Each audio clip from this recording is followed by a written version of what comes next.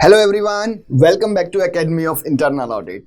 So I'm glad to share with all of you that we are coming up with a new playlist on YouTube where we will be guiding all of the important things in the CFE curriculum. So we'll be just touching module by module and we'll then be touching upon by the chapter by chapter. So today we are going to discuss about module 1, chapter number 1, key points which are very important from the examination of view.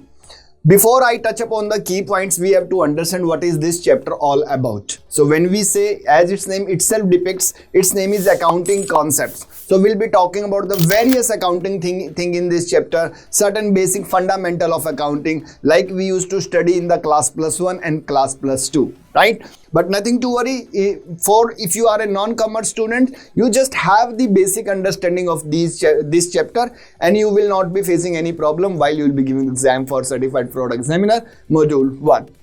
When we say about Certified Fraud Examiner module 1, that is a financial transaction and fraud scheme, and as I mentioned, chapter number 1 is related to accounting concepts. So we start this chapter with the very basic fundamental of accounting, which is what is assets, liability, capital, equity, what is all about is the accounting equation. Then we discuss about the accounting methods.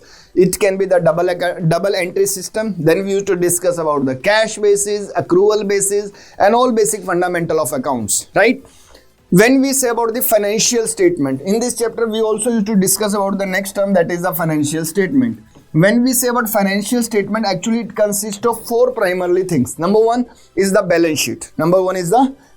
Second is the income statement, which you call the profit and loss account as well, right? Third one is the statement of change in owner's equity. Whatever the profit and loss has happened in the last 1 year, how it is going to impact the owner's investment in the company. And the fourth but last but not least is the statement of cash flows. So we used to discuss about all these things in detail in this chapter.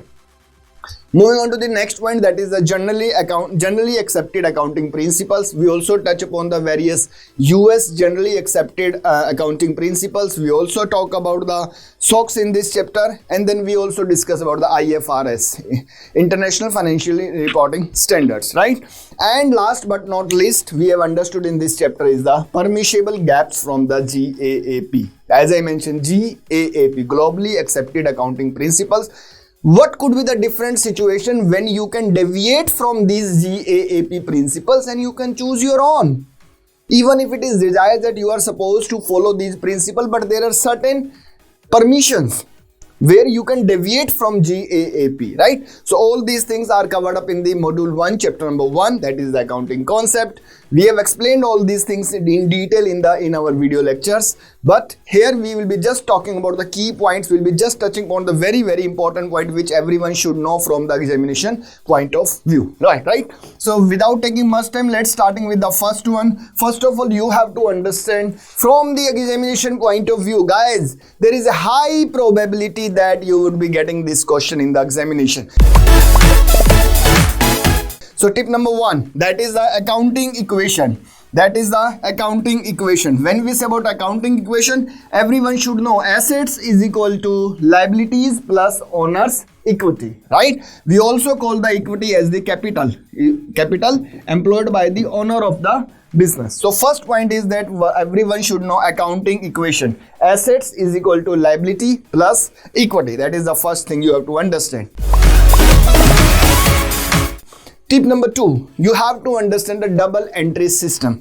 There will be a lot of the question can be drafted from all of these points. So you must be aware about these fundamentals. Number 1, entries to the left side are known as debit, while it is on the right side it is known as credit, right? Similarly, in the double entry system, every accounting transactions carry 2 impact. One is on the debit side, another is on the credit side. Then it says, which is again very important from the examination point of view, debit increases the assets and expenses while the credit decreases them, right? And on the other side, when it is the credit, so credit increases the liabilities and equity and revenues, and debits decreases them. So there is an inverse relationship between them. If the assets are increasing, it is a debit. When the liabilities are increasing, it is credit, right? Similarly for the expenses and the incomes as well. Third important point which should be there, which everyone should know from the examination point of view, is the financial statement. As I mentioned, there are 4 financial statements. Number 1 is the balance sheet. Examination point of view, my dear friend, balance sheet is also known as statement of financial position. Mark it, very important from the examination point of view. It is also known as statement of financial position. Next is what this balance sheet shows. So it shows a snapshot of the company's financial situation at a specific point in time. You can prepare balance sheet at any day in the year. You may be preparing it on 4th of April, maybe 27th of September, but normally it is prepared at month-end basis, quarterly end basis, half-year end basis, and the final one at the year-end basis, right? So it can be prepared at any specific point of time. And what it shows? It shows the company's financial situation. Clear? Next important point from the examination point is the income statement. What is income statement? It is known as statement of profit and loss and other comprehensive income. And how this is prepared? This detail shows how much profit or loss a company has earned in the last 1 year. Clear? So these 2 points you have to understand. Now the next important point from the examination point of view is what is the statement of cash flows. It reports a company's sources and uses of cash during the accounting period. In the last accounting period, how much transactions have happened in the cash. Cash means cash, it may be a bank balance or so. How much increase or decrease has happened in the last 1 year. It carries the 3 sections everyone should know from the examination point of view. Number 1, cash flows from operations. Number 2, from investing. Number 3, from the financing activities. Clear? So this is again the next point from the examination point of view. Moving on to the next point, which is very important from the examination point of view, that is like in the GAAP, in the generally accepted accounting principle, we have discussed about so many characteristics which should be there in the financial statement. One of them is the faithful representation. To examination point of view, qualities of a perfectly faithful representation. There are primarily 3 qualities. Number 1, it should be complete. Number 1, it should be complete. Number 2, it should be neutral. Number 3, it should be free from errors. There should not be any error in the financial statement of the company. Right? Clear? Moving on to the next point from the examination point of view, that is there are various type of cost which used to happen in a company. So everyone should know what is historical cost. Guys, if there will be a question which will be coming in the examination from this point, the highest chances is that they will be asking you what is historical cost. What is historical cost? Historical cost is the amount paid at the time of acquisition. Whenever you are buying something, how much amount you had paid. Right? For example, you had purchased a car for 20 lakh rupees 2 years ago. So that 20 lakh rupees is the historical cost. But if you go to the market today and try to buy that car now, it may be of 25 lakh rupees. Right? So the point is, what the amount which you paid at the time of acquisition is known as the historical cost. Clear?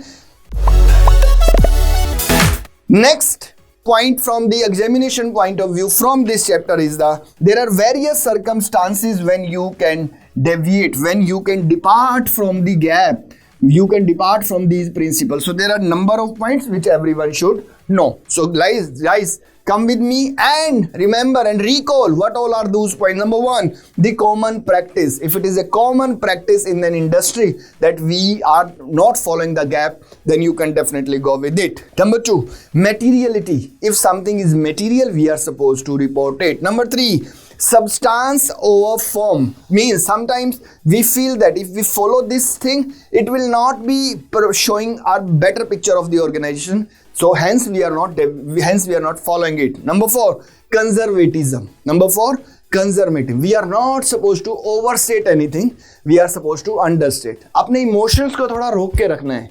ज्यादा चीजों को हमें highlight नहीं करना है, right? We are not suppose to overstate anything. Next is the application of judgment. Application of judgment. If you feel that yes, if we'll be following this thing, our financial statement may not be representing the organization health properly, but if we'll not be following this principle, then it will be showing better picture. So if that is the case, you can actually depart from the GAAP, right? So these are the few key points I have discussed. We have discussed about this in this video from the chapter number 1, module 1 of Certified Fraud Examiner, right? So now we have understood what is the balance sheet, what is income statement, and what is the key point in the cash flow statement. Now there is a task for everyone. Can you please tell me, this is again the examination question, you have to answer, which is the statement which creates a relationship between two different statements? I'll just give you a hint. Which of this statement actually creates a relationship between balance sheet and the income statement? You have to answer and answer it in the comment section, right? Comment section, and we'll be just letting you know whether your answer was correct or not. Guys, it is very important from the examination point of view. So guys, we'll be coming up with the more videos where we will be sharing with you all of the key points from the examination point of view from all of the chapters, right?